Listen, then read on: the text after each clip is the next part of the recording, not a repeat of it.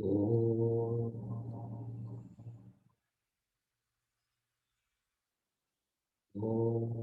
सहना भवतु सहनौ भुनक्तु सह वीर्यङ्करवावहै तेजस्विनावधीतमस्तु मा विद्विषावहै। ॐ शान्ति शान्ति।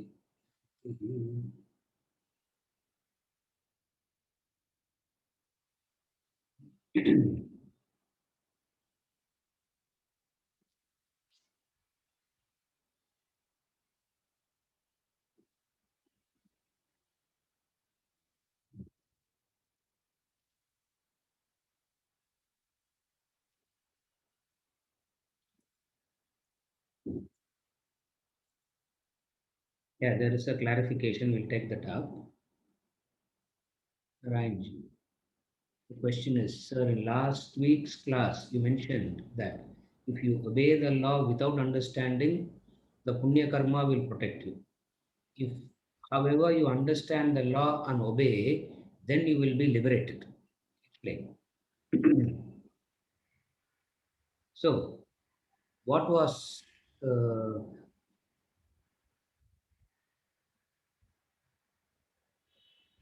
what I mentioned there is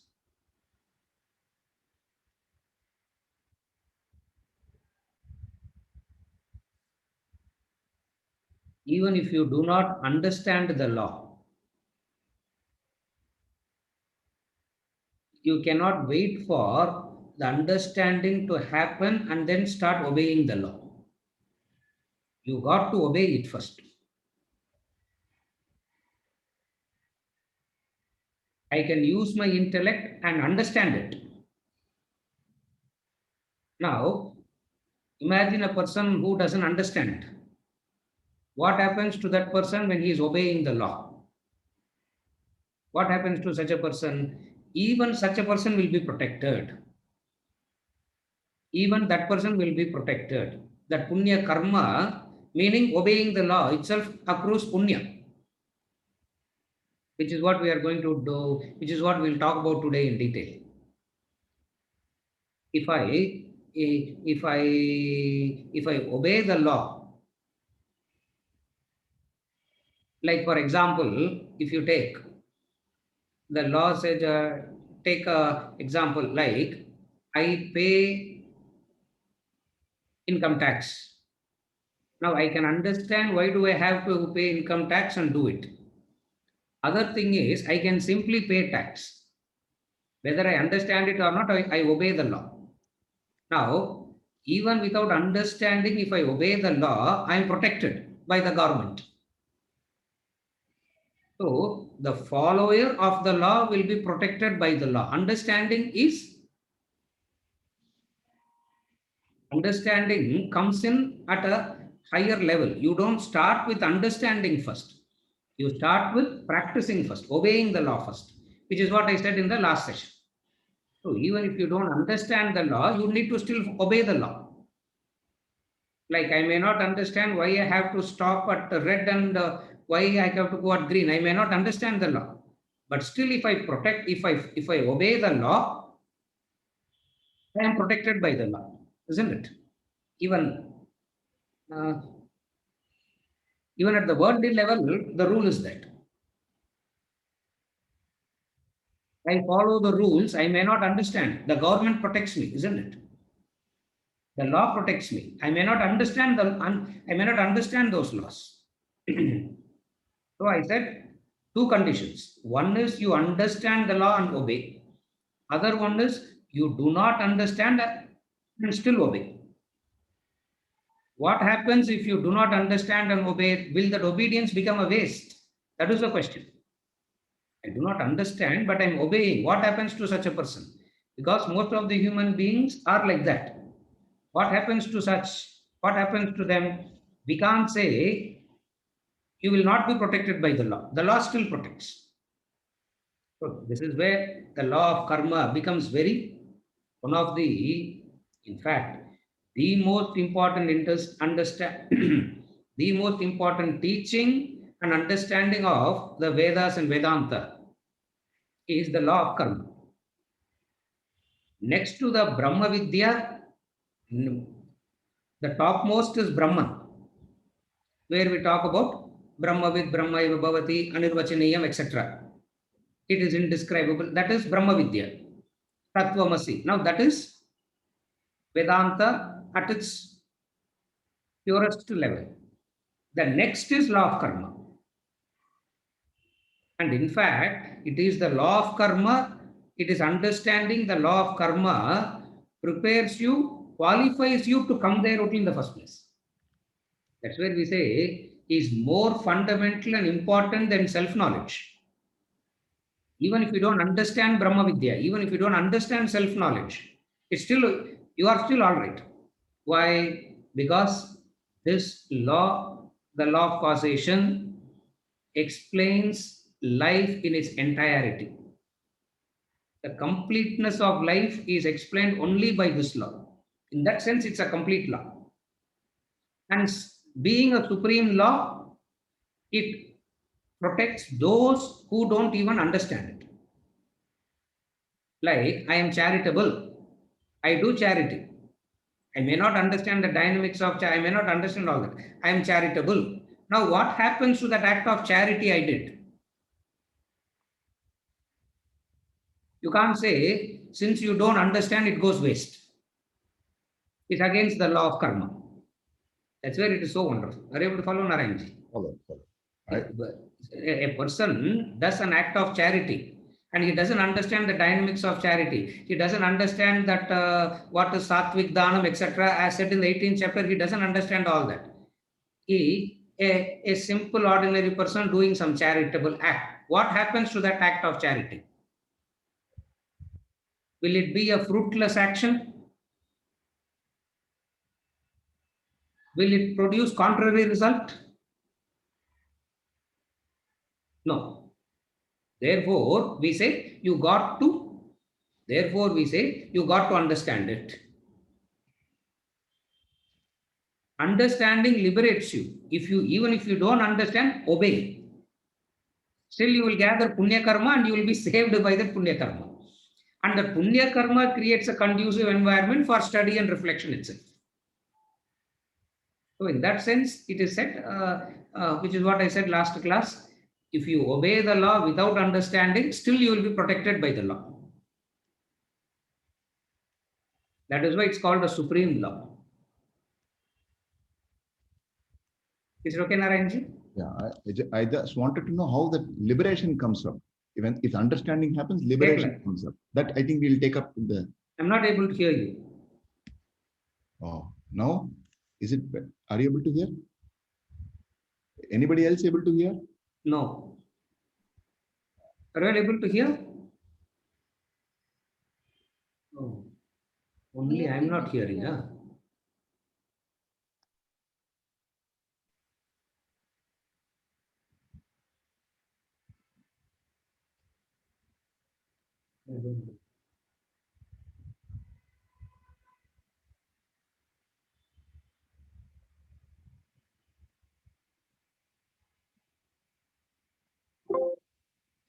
Yes, Narayan. Yes. Now, am I audible, sir?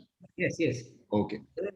Your speaker is on mute. This computer. I'm so outdated. I'm so backward that I'm struggling to see where it is.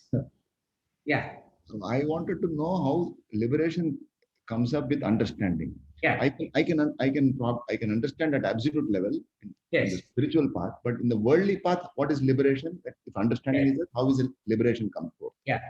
At the relative level, what happens is when you understand the law and obey, at a relative level, what happens is you will never get tempted. Understanding protects you from temptations. If you understand the law, karma means action. The Sanskrit word karma means action. The Sanskrit word karma means consequences of action. It means both.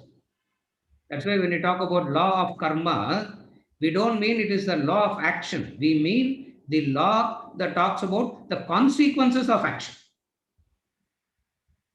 So in the chapter law of karma, law of causation, when we are talking about here, the word karma is used in both the senses, the action and the consequences of action. And all actions, the first principle of law of karma. Now we're talking about how it produce liberation if you understand and follow, which is what we are trying here. If you understand and follow, what happens? First, what is the understanding? The first principle of law of karma is all actions that we do produces two types of results. All actions that we do produces two types of results. In Sanskrit, it's called drishta and adrishta. Drishta means immediate result. Adrishta means invisible result that you will see later. So two types of result. I put my finger in the fire, it doesn't get burnt 6 months later. It's direct. So some result are instantaneous, some you see over a long period of time. Is it okay till now? Yes. Now, if we do an action and that action is guided by what is called as dharma. Law of karma, dharma comes. Based on law of karma only, the concept of dharma itself is evolved. Now, what is dharma? Dharma is nothing but what I don't like others to do to me, I will not do to others. That's the foundation of dharma. The foundation of dharma is what I do not want others to do to me, I will not do to others. I will not want others to steal my things. Therefore, what I will do? I will not steal. I do not want others to be unpleasant to me. So, therefore, I should not be unpleasant to others. So, what is dharma? Dharma is nothing but a matrix of what Vedanta calls as common sense. It's not a philosophical proposition. It's not a philosophical hypothesis, this dharma and karma. It is a fact of life. What is it?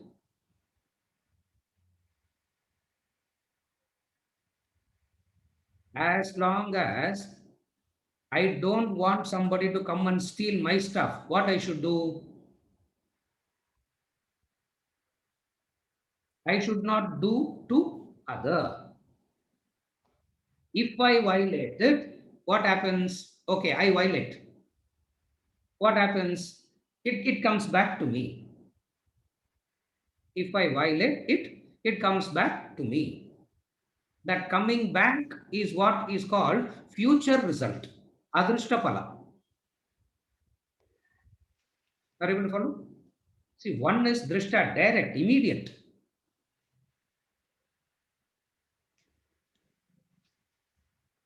I entertain a negative thought, and if the result is immediate, the very fact that the result is immediate itself is a protection. I will not do it.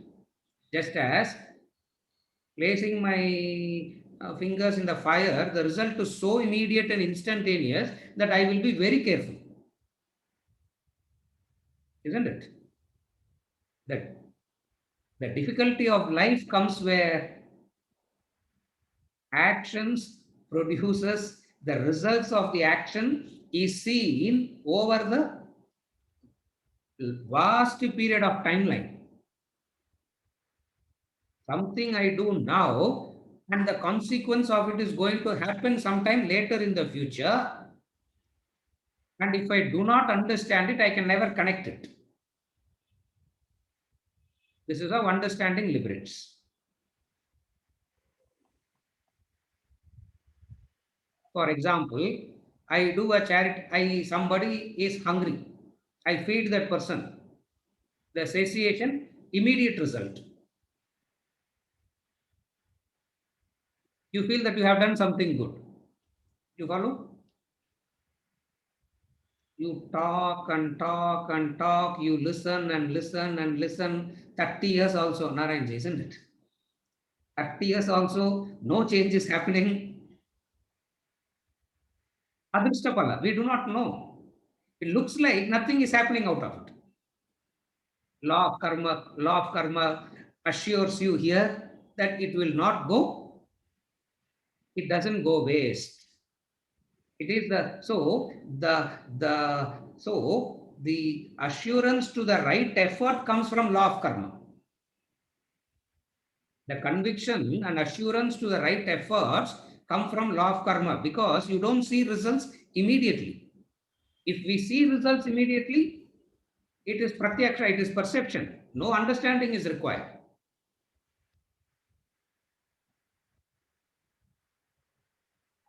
If I do a charitable act, there is a good punya karma, good visible result and good invisible result. If I do a bad action, again the two pairs. There is a good visible result and there is the good invisible result. What we mean by invisible result is it will fructify in future. And if we understand actions do not fructify immediately, this is law of karma.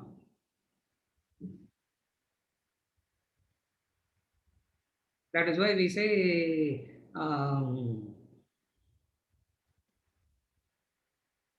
the fellow by mistakes slips from the 23rd floor of the balcony and gets up and starts smiling and walking as though nothing has happened. How can you account for that? Another person just gets up from the bed, trips over the carpet and falls and dies. So, understanding of law of karma liberates.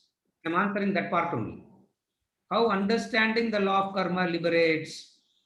First thing is, you know that action is not going to produce immediate, instantaneous, visible result, and you will not be result oriented. You will not be so bothered about results. Like we keep on saying, don't be bothered about the results, don't be bothered about the results. How can you not be bothered about the results? If you understand law of karma, you will not be bothered about the results. Because you know for sure that it is going to come.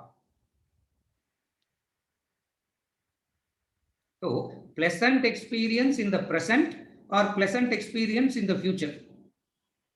Painful experience in the present or painful experience in the future. Now, this pleasant experience and painful experiences is the consequences of karma, which is law of karma.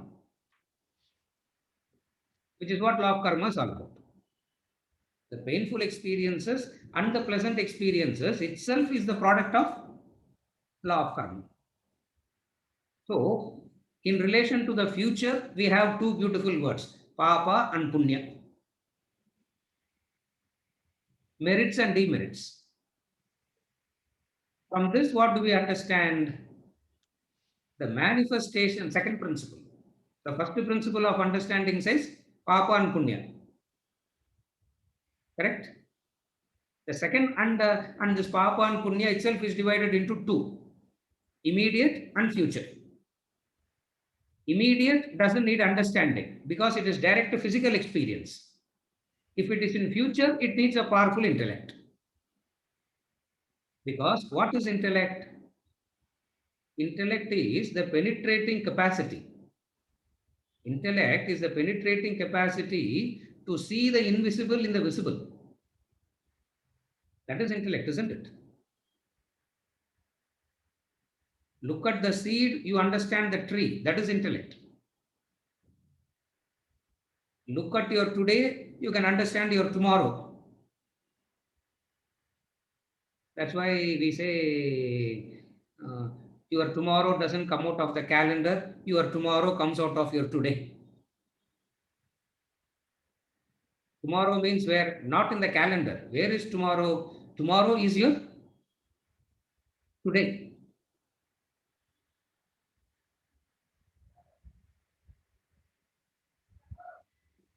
When the child is wasting the time, not studying, wasting the time, simply watching TV, matches, loitering around, in that present act of the child, the parent is able to see the future.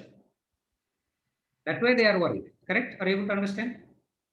That's why they are. So, the capacity to see the invisible in the visible is intellect. You see that, you see this, you see this, you look at the seed, you understand the tree. You look at the, you look at your today, you can understand your tomorrow. You can look at your present, you can understand your future. This is all purely relative. We are not interested in that. Even though it has a utility value, we are not interested in that. What are we interested? What are we trying to do here?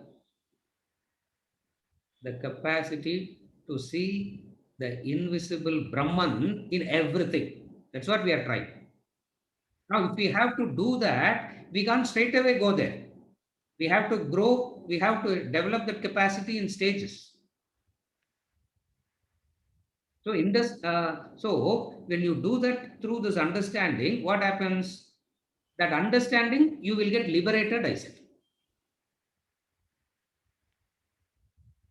This is as far as the first principle is concerned. Now, what is the second principle? The manifestation of punya and papa. Punya means happiness, papa means sorrow. It means what?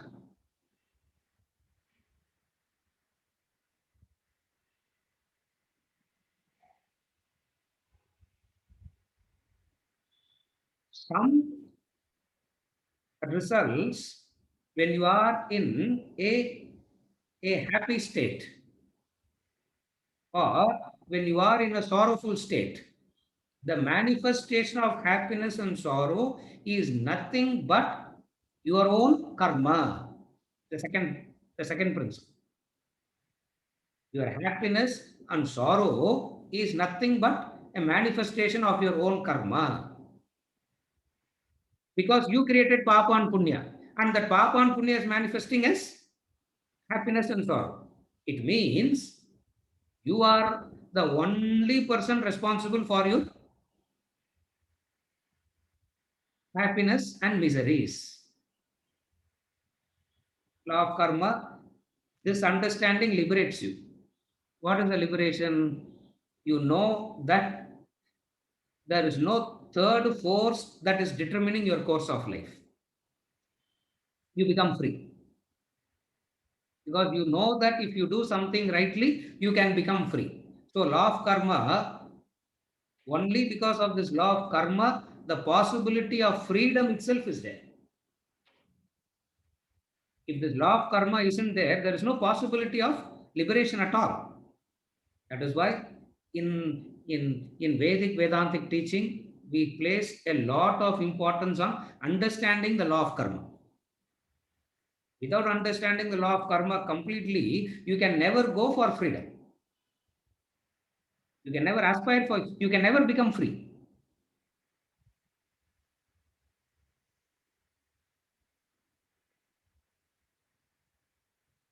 And then the third principle, the unfructified punyam papam is the reason for reincarnation. What is the reason for reincarnation? Another Janma, another Janma, another Janma. What is that? Because something is there, no? Something is left behind, no? And you got to exhaust it. From this, what do we understand? You cannot escape the law of karma. You cannot escape the law. Even if you manage to escape the law of the land after committing a crime, You can be smart enough to, you can escape the law of the land. You can escape the constitutional punishment. You can escape. You can escape the CRPC punishment. Yeah. CRPC, no, that is criminal procedure. CRPC thing you can escape. But law of karma, you cannot escape. Why? Because you can do a crime here and go and hide in, you can go and hide in Pakistan. The law of the land cannot do anything there. But this law of karma is so universal that it occupies all the 14 lokas. Wherever you go, you cannot escape. You can go to Swargaloka, you can go to Narakaloka, you can go to 14 lokas, symbolic all these 14 lokas. It means what? This law of karma is so universal that you cannot escape. The fact that you cannot escape means be responsible, be careful and be responsible. So, what does it do? The cycle of birth is caused by law of karma. That's why even here we'll be discussing theory of reincarnation as the last topic. Because the continuity of law of karma is reincarnation.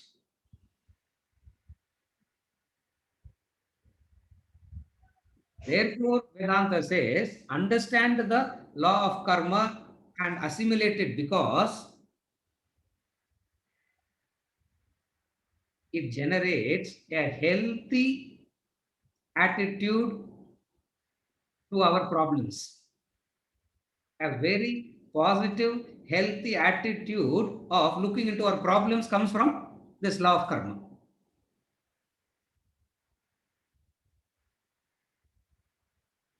That is why we say stop complaining about the world. The world is not the cause for your pain and sorrow. How much ever we hear it a million times, we still go back saying, but sir, trigger is there, no sir. A triggered, no.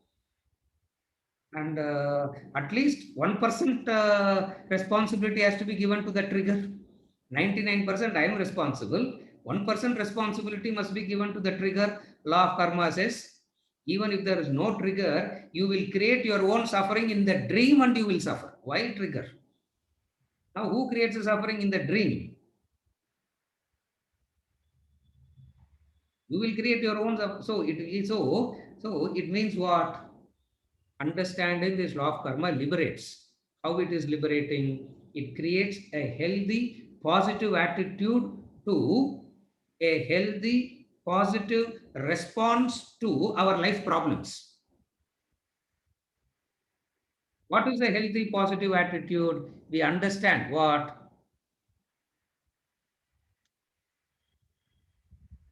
We understand what? First, Narenji, you never expected I'm going to talk so much. No, it doesn't matter. Any question anybody asks, I will say what I want to say only. No. So, what is the benefit of us? Are you okay till now?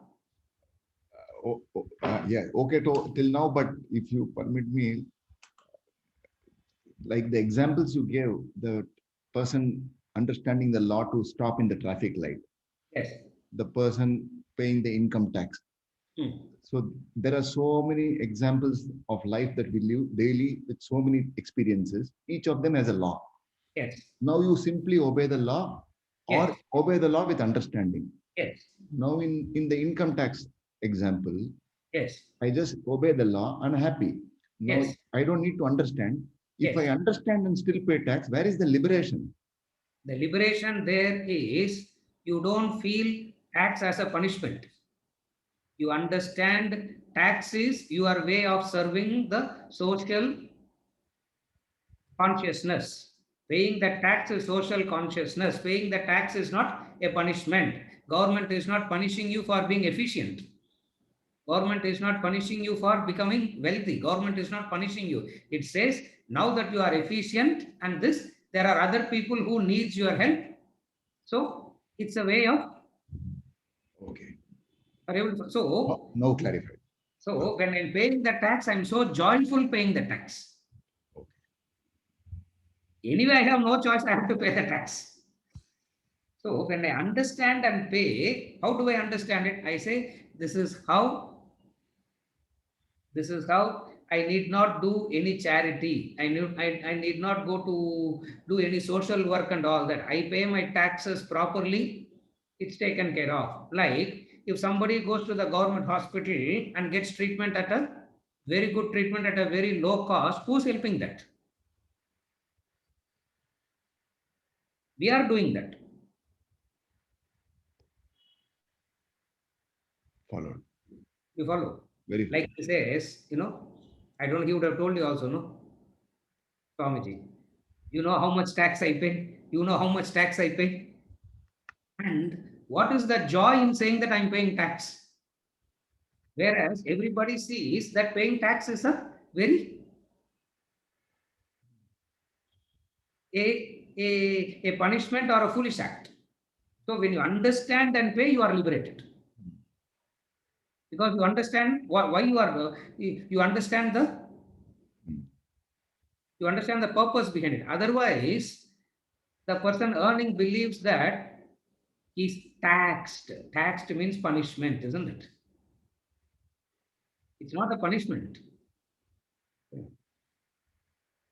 In the screen next to you, the commissioner is sitting. Yeah, I know that. Now she is sitting next to you. So the taxation is when you understand and pay. What you will do? You will tell the auditor, don't try any this. Simply, don't try any of this tax. This and whatever I got to pay, I will pay. And that night you can sleep. And that night you can sleep so peacefully, isn't it? I follow. That's what it does. So even if you don't understand and follow, you are still okay. But you understand and follow, you are light. liberated. Liberated. And what is the liberation? Tax avoidance, tax evasion. People use so many words, no? Tax avoidance, tax evasion, and then tax minimizing the other word, or minimizing the tax. You will tell the auditor, please don't do any of these. And the auditor will say, you don't need an auditor. My clerk is enough to file the returns for you. Because you don't need any, you don't need any understanding will make sure that you don't get tempted at all at any point of time. Without understanding, if you are obeying, if there is a temptation, you will fall. That's the only difference. Without understanding, if I follow the law, what happens? As long as the temptations are under my manageable control, I will not fall. If the temptations are beyond my manageable control, what will happen? I will fall. But still, to that extent, I am protected. Is it okay? Very clear. Yeah. What is the benefit of understanding the law of karma?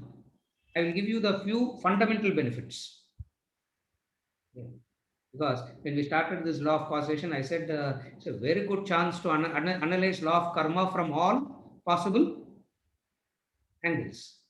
So I will give you the few fundamental benefits of understanding this law of karma.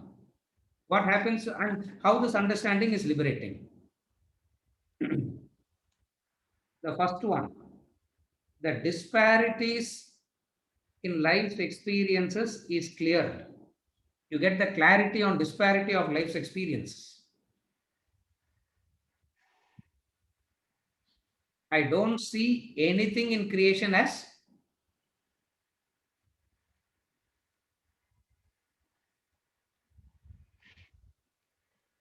chance, disparity. These things don't exist in life. There is no such thing as chance. There is no such thing as disparity at all. We understand it. So what happens is some are born hale and healthy, some with some disorder. All these are explained by law of karma.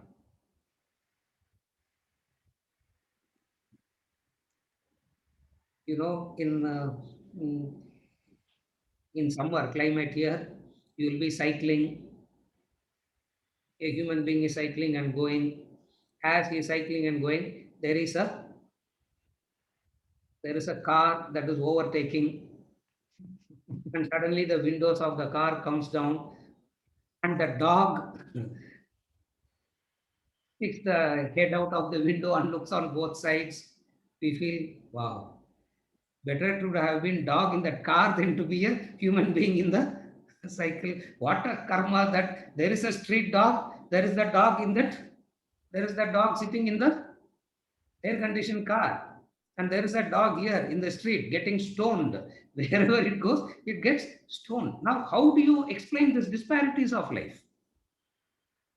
It looks so unfair, isn't it?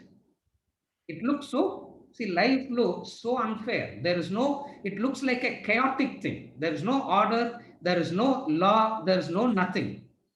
It appears to be so. Law of karma rectifies all that. Law of karma comes and rectifies that. First benefit of understanding is that life's disparity is explained brutally, honest, and this understanding is liberating. The first thing. Second is it allows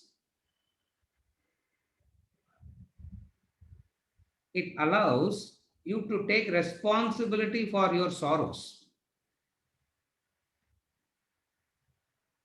without blaming any external factor. Are you able to follow? Without any external factor, the inexplicable sufferings of life, you are able to accept it. Accept it as your own making.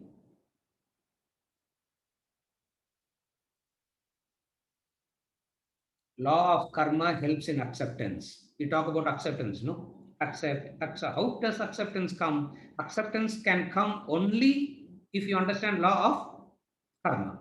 It means what? I may not remember my past actions, and even if I remember, I may not be able to pinpoint which past action is causing it. Again, I repeat, I may not remember my past actions. Second is, even if I remember, I may not be able to pinpoint which past action is the cause for my current suffering. I may not be able to do that. But I do know what I have done innumerable papa karma and punya karma. I know that.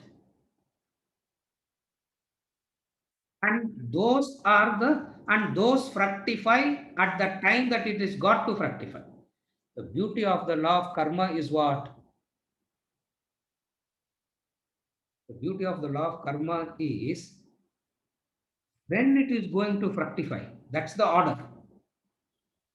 That's the order. When the person thinks that everything is all right, everything is going fine, one thing happens and the entire thing is collapsed. Why can't it fructify 10 days before, or why can't it fructify 10 days later?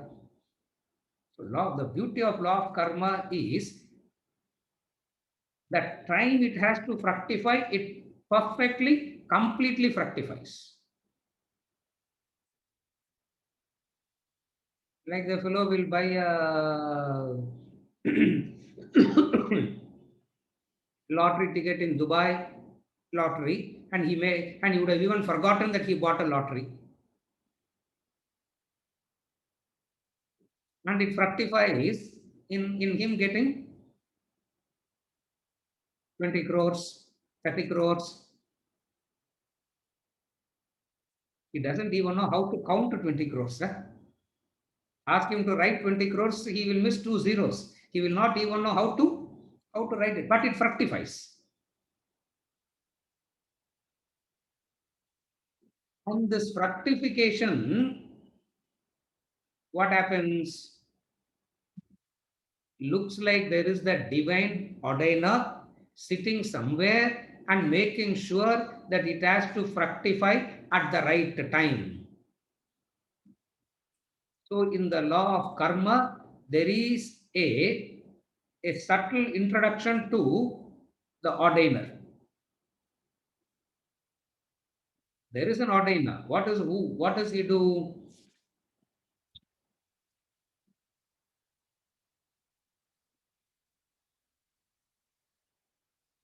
How is he making sure that it has to fructify at precisely at this time it got to be? Now, how is he deciding that?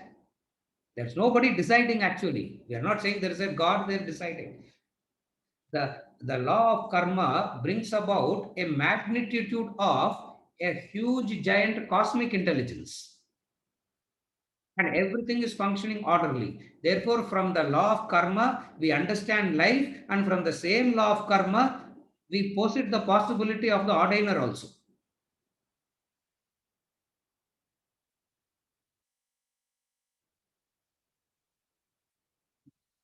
The third one. The fourth one is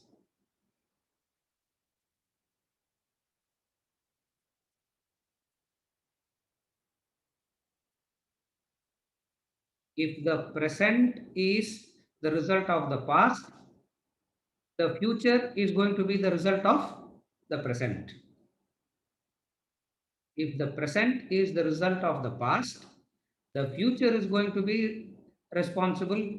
The present is responsible for the future. This is common sense. The fourth one. The fifth one is what? Understanding the adrishta phala, which we spoke about in the beginning, the invisible, is the highly motivating factor for the ethical life. The conviction to lead an ethical life comes from the adrishta karma, not the drishta karma. Adrishta means unseen. So you want to lead an ethical life now. What is the motivating? Where do you get the motivation to lead an ethical life? So if you are understanding and being ethical, that's liberating, no? You are ethical and you are understanding why you are being ethical. That's liberation, isn't it? So what does this mean? This law of karma maintains the order of the society.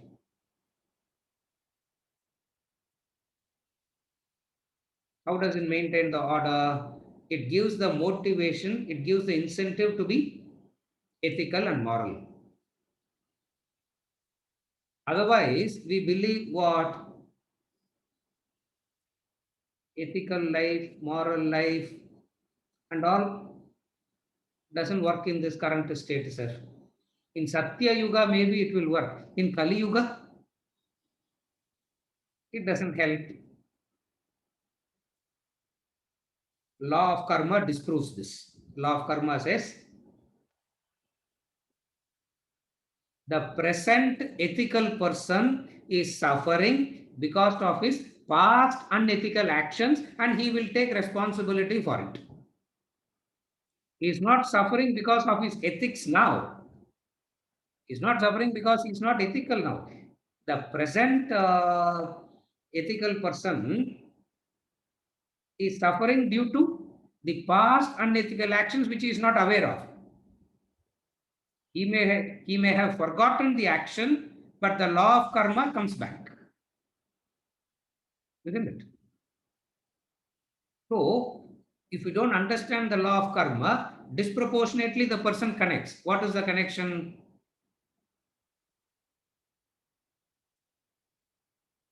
Ethical, moral life, you will suffer. Unethical, immoral life, you will prosper. Law of karma comes and says, no, it just doesn't work like that. But then on observation, we see this. How do we account for this? We say, it is because of the past. From this, what do we understand? Irrespective of your current situation, the law of karma gives you the confidence. Irrespective of the current situation, law of karma gives you the confidence. What is the confidence and conviction? To lead an ethical life. To lead an ethical life. All this means what? All this means what? You got to lead life with understanding, and this understanding protects you and protects your present and protects your future. So you are protected now, and you are protected in future. That's how it's liberating.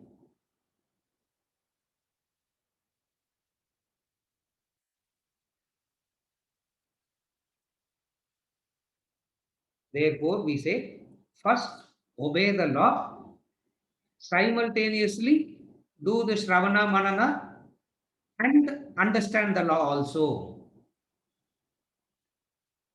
So you are creating, so if you are obeying the law first, what are you doing? You are creating a kind of a protective layer first. And the protective layer is very important. And where does the protective layer comes from? Obeying the law.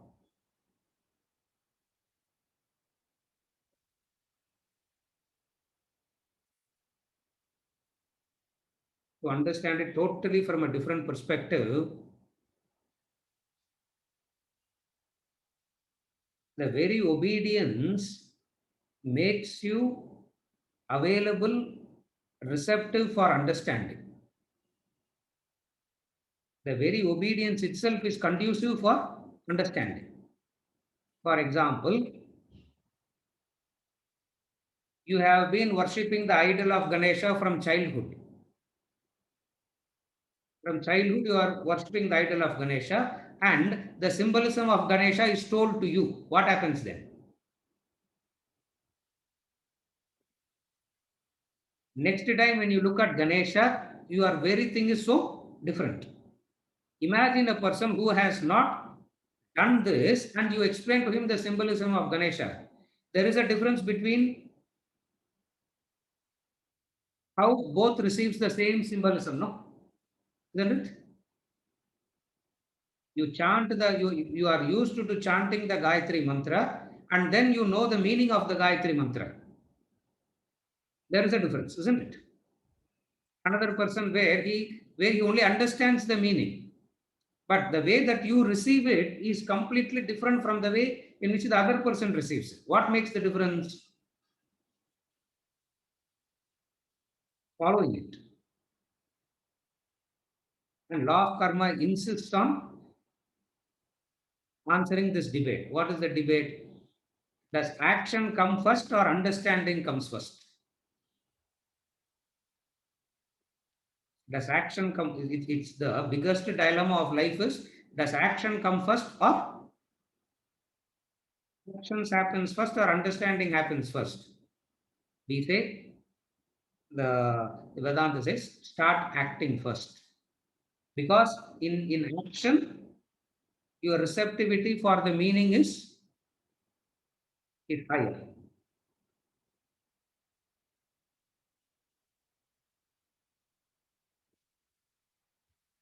You can wait to understand and then start the action. It is possible. But by the time you understand, you are doing so many actions, no? What happens to those actions? It will come back and it is going to bounce back and hurt you, isn't it? And that person not understanding this says, I have understood, sir, but no change is happening. I have understood, but still I am suffering. Because you didn't create a protective layer. You didn't create a protective layer.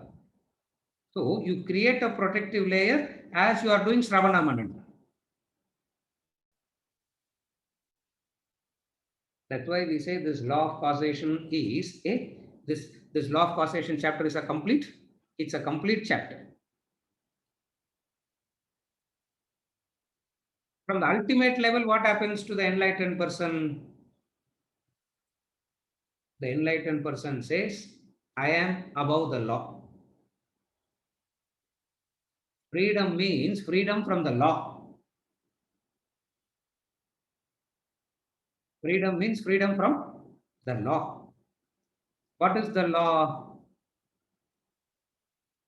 You can do whatever you want, and it doesn't produce papa or punya. What a freedom it is, no? At least I used to sit and dream. Oh, if only I get to that point where I can think whatever I want, I can say whatever I want, I can do whatever I want, and not be, and there is no consequences that is going to be out of it.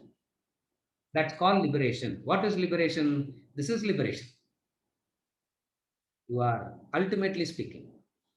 So the law explains the bondage, the law explains the freedom. The law explains the causes for suffering, and the law explains the path to liberation. That's why it's a complete law. And what happens ultimately when when a person evolves, the person is above the law, meaning he can murder and still there is no consequences to it. How is it possible? It is possible in the case of that person. Aduvum nandru, we say, no, whatever that person does is for good. Now the same law of karma explains the possibility of such a state also. The person comes and says, yes, there is the state there and I am in that state. So you understand that it is possible, and you also see a person who is actually claiming that I am actually living that. It gives you that much motivation and inspiration to pursue the path to liberation. So without understanding the law of karma, there cannot be a conviction in pursuing the path of liberation. Because you understand what? There is the law that is binding.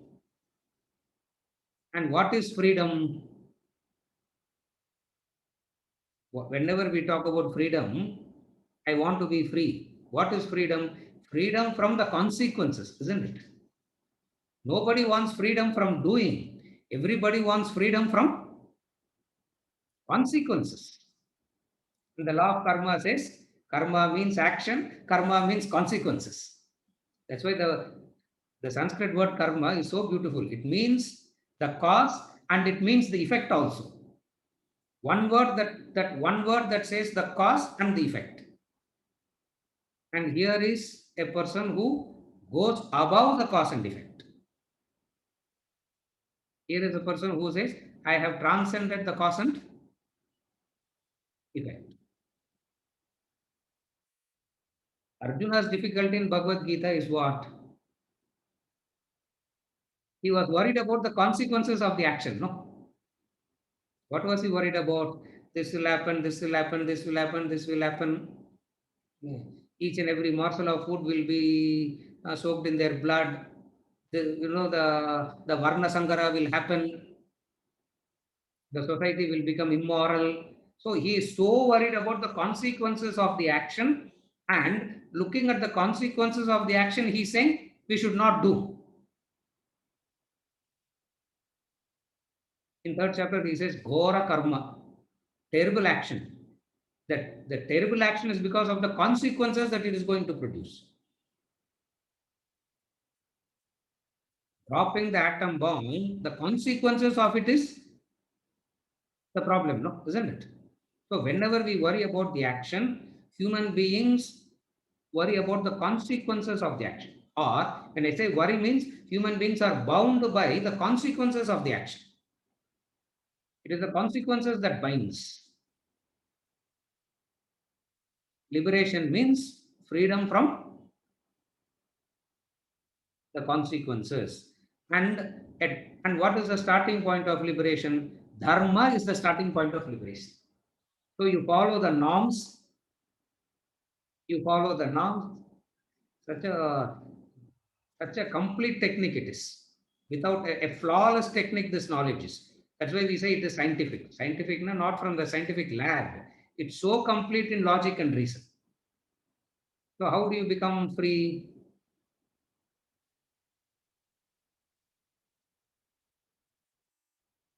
Paradox, no?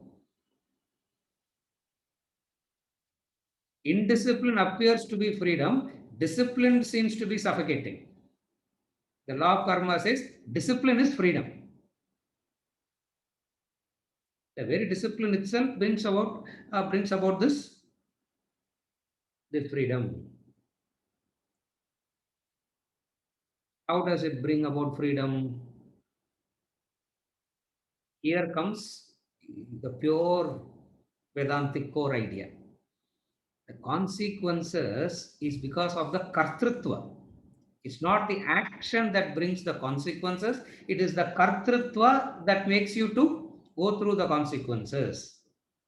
That is the technique of Karma Yoga itself.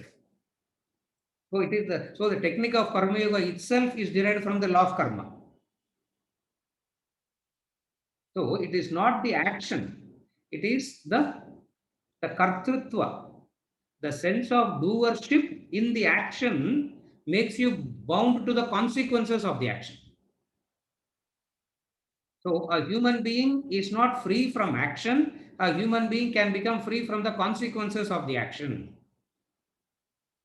How can you say that he is not free from action? Nahi kaschit kshanamapi jatu tishtatya akarmakrit. You cannot remain inactive for a split second. Action is the insignia of life.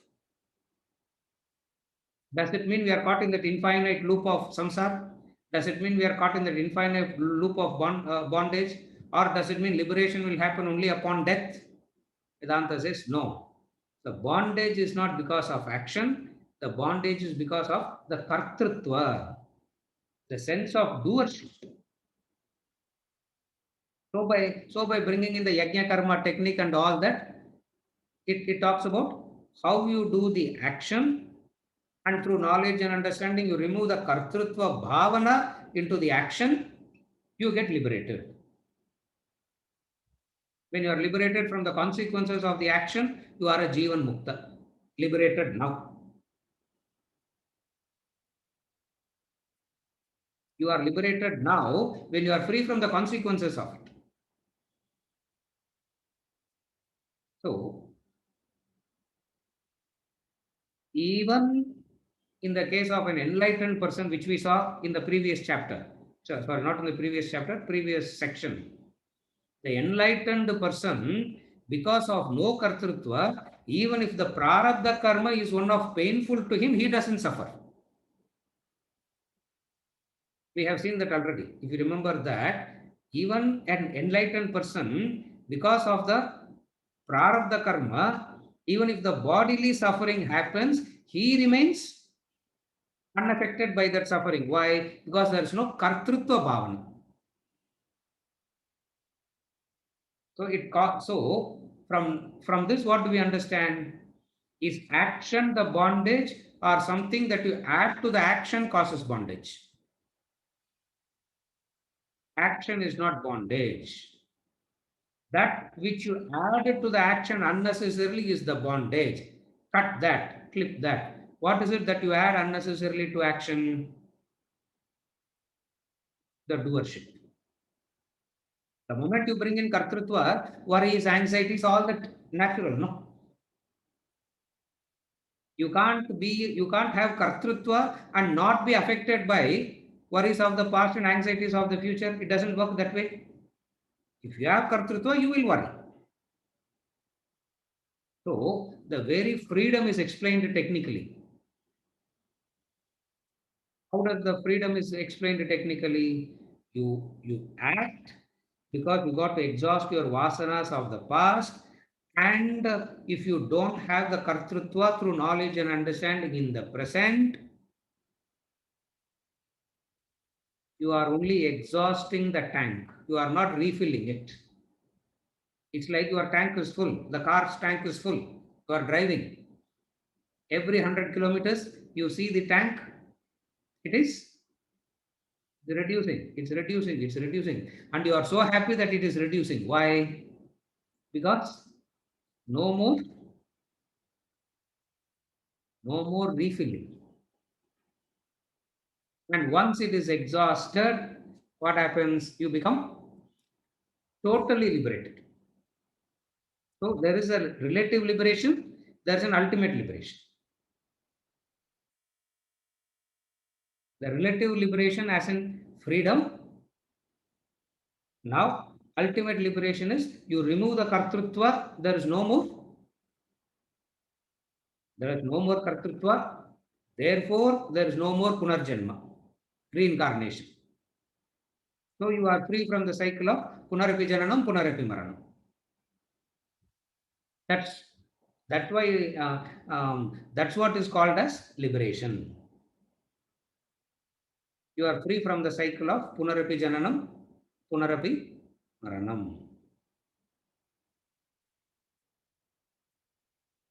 You understand the law and obey, then you will be liberated. These are the ways in which you, these are the technique, these are the steps by which liberation happens. All boils down to, is action the cause for bondage or something that you bring into action the cause for bondage? Action is not the cause for bondage. The kartrutva you bring into action.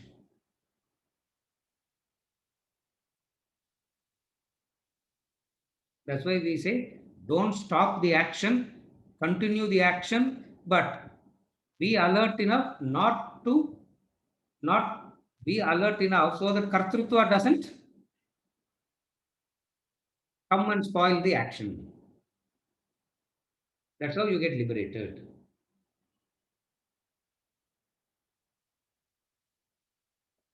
And what is kartrutva?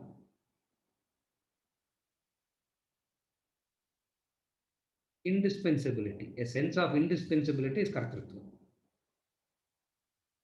Supposing if I think, what will happen to Venkatachalam if I don't take class? What will happen to Ganesh if I don't take class? What will happen? Nothing will happen.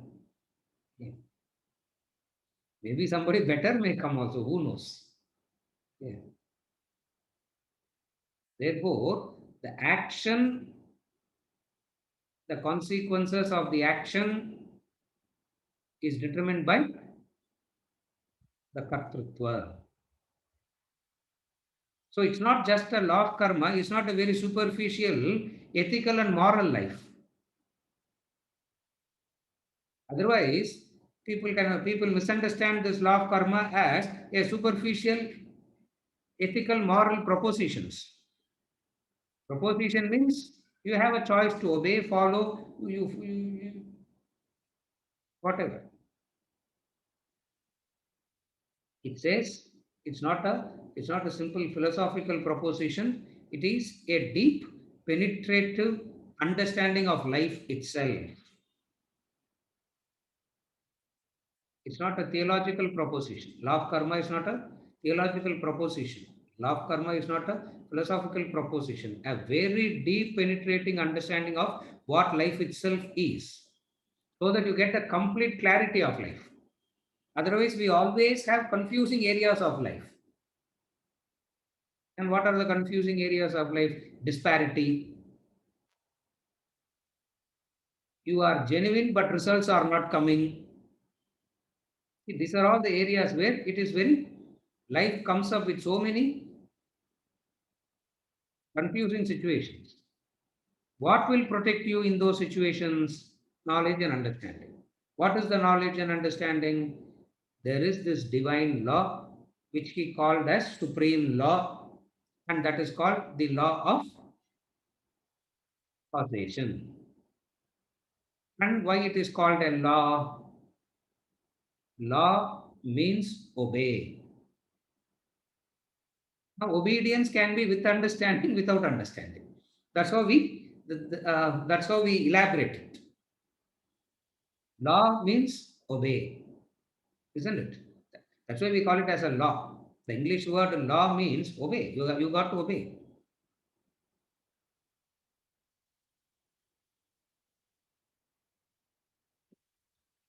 The ragadveshas, the ego will not like to obey.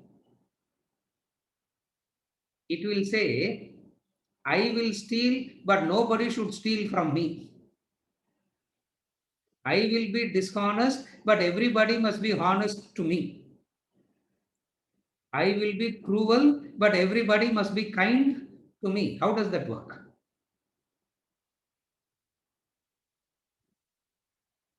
So the law of karma is a complete law that teaches you about life so completely that you will have no doubts about life. That itself is liberating, no? Where you have no doubts itself is so liberating. Is it okay? Huh? Narayanji. Sriya. Vijay Rangan, and then we conclude. Vijay. Here is he. Is there?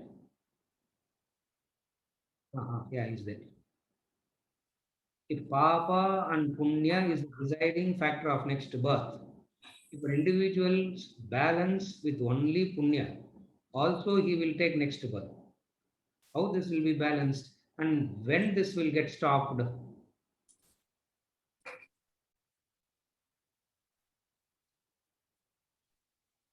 Vijay. Yes, sir. Yes, sir.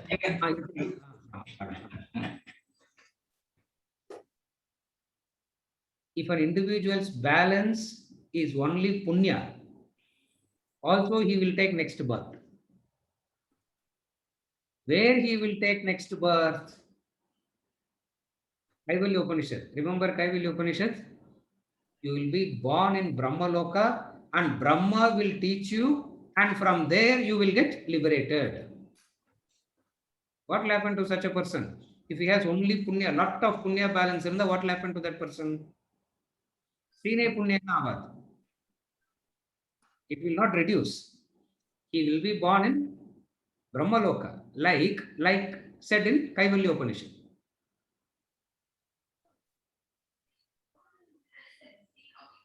Kaivalya Upanishad, he goes to Brahma Loka. And from Brahma Loka, you get liberated.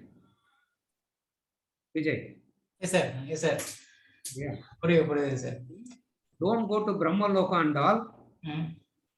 Inge mudichirunga. Finish it off here only, they are saying. Extra stop on point to point sir, but the balance பண்ணனும் இல்லையா sir? அது எப்படி sir balance பண்றது? புண்ணியாவும் சேர்றது இல்லையா sir? அப்படியே. Yes, it will. Now you got to accumulate punya first. You got to accumulate enough punya to offset it first. That is very important first. How do you accumulate enough punya? How do you accumulate enough punya? Karma yoga. That's where karma yoga is an important discipline set in the initial stage because it protects. It gives the protective layer, as I was saying somewhere in between, it gives that protective layer, and that protective layer is very important. Yeah, protective layer na vaccination vechukongalla. It's like vaccination. Even though virus will be there, you get vaccinated, it will come like a common virus and it will go. You will not go to ventilator. To that extent, you are protected. You follow, Vijay? That's how it protects. How this will be balanced?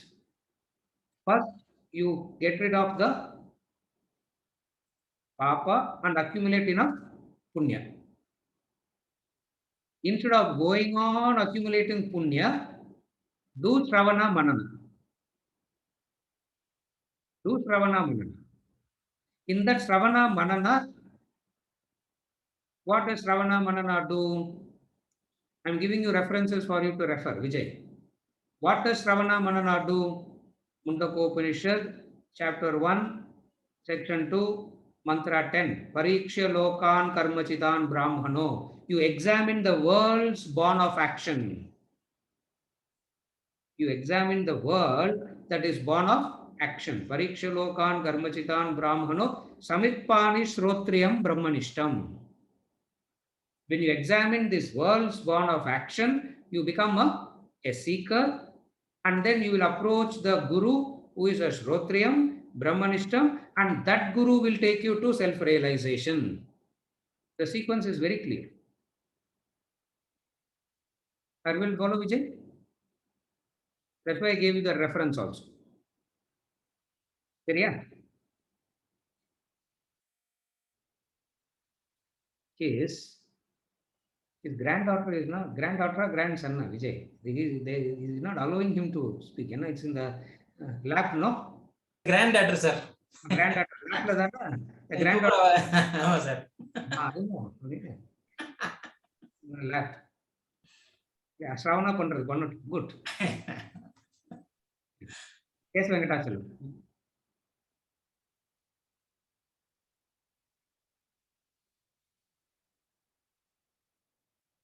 Yeah, 1 second. We are waiting to unmute you. Yeah. If Ah, there is a, if there is an unintended consequence Yes. of an action, Hmm. do we bear the karma for it? Do we have the karma for it? No. No. Because there is no kartrutva there. Unintentional means no kartrutva. Even if the unintentional action is done without proper thinking. For example, sometimes unintentional, it comes out of inadequate thinking. We have in, Yes. for example, a government officer Hmm. is in the performance of a duty. Yes. He hasn't put enough thoughts to it. Yes. Something he thinks it's right, Yes. but it has a very serious consequence. Yes. That person will face the karma. Definitely Yes. there is karma for that person because he didn't, what we call as he didn't do Proper due- diligence. He didn't do due diligence wasn't Due done. diligence. Due diligence wasn't done. Since he didn't do that, there is a consequence. No, how can he escape the consequence? One In Vedanta, when we mean unintentional, it means it's not due diligence or anything. It is just impossible to have guessed. yes, impossible.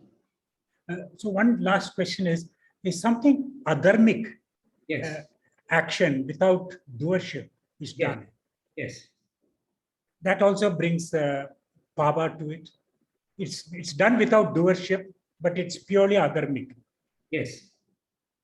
If it is done, Venkatachalam, you may not like to hear what I'm going to say now. If it is done purely without without kartrutva, imagine a person. I'll give you a Yes. simple. Imagine a person. Your neighbor, not your neighbor. I know you and your neighbor also. I know. Imagine your neighbor has a safe in the house, gold and diamonds. Without kartrutva, you are digging. There is a tunnel you are digging from your house to the safe room. You know you have done due diligence. What is the due diligence? You are assuming the gold is still there. He may have transferred it. You may not know that. You know that you may get caught. And when you get caught, you may get beaten up, or you may spend any number of years in jail, or you may get the gold and escape without getting caught. The question is, will you be free of the consequence? No. You will be free of the consequence when somebody steals the gold that you stole and keep. How will you react to that? Then you are free. Are you able to follow? Yeah. You have stolen the not. You have stolen. Okay. Why say you? Let me say I say. I stole the gold and I keep it in my house. And next morning when I wake up, somebody has stolen it from me. I go about it routinely as though nothing has happened. Means I am free of karma. But even the thief will not want somebody to steal from him. It means he will face the consequences. Are you able to follow? As a thief, if I'm okay to be, I am stealing, and I'm okay that if somebody steals my stuff and I can sleep peacefully, then I am free from the consequences. Are you able to follow? Yeah. That's why I said the dharma and adharma is determined not by the actions. The dharma and adharma is determined by the norm of what I do not want others to do to me. I don't do it to another. If I don't want somebody to come and steal my stuff, I do not want others to steal my stuff. That is at the relative level. So it's a beautiful concept. This is elementary, Venkatachalam, but don't get stuck here. This is purely elementary. Stealing comes only when you have ownership. Okay. Ownership irundada stealing varudhu. When you don't have ownership, Magrida Kasya Svidhanam Isavasya Upanishad.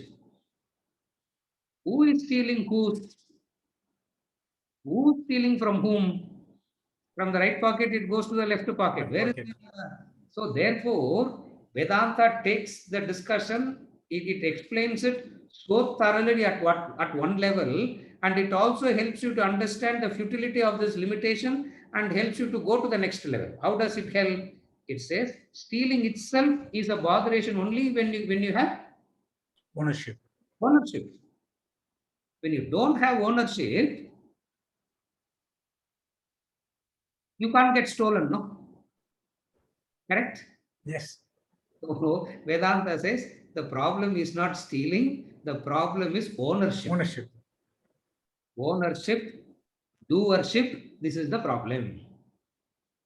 The doership is the problem, the ownership is the problem. So liberate yourself from what? The ownership and the Doership. But you'll still have a problem at the transactional level. yes, at the transactional level, there is a problem. At the transactional level, you respond so objectively according to the situation. Situation. Swamiji gives a beautiful example. It is such a beautiful example. No, there is that the guy is selected as the mayor of the town, and everybody is introduced to him. And the last guy is introduced is president of the laundry association. Now, what do you do with the president of the laundry association? Yeah, the laundry is. Yeah, he pulled his shirt and gave it to him. Your response will be so appropriate. Your responses will be so appropriate.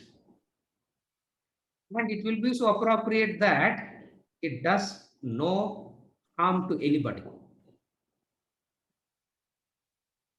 Is it okay? Yeah, thank you. Yes. With this, we conclude for today. Anshu, next week, Lenda, you can study Law of Destiny. Yes, she came prepared, but she was not given a chance at all today. We'll continue next week.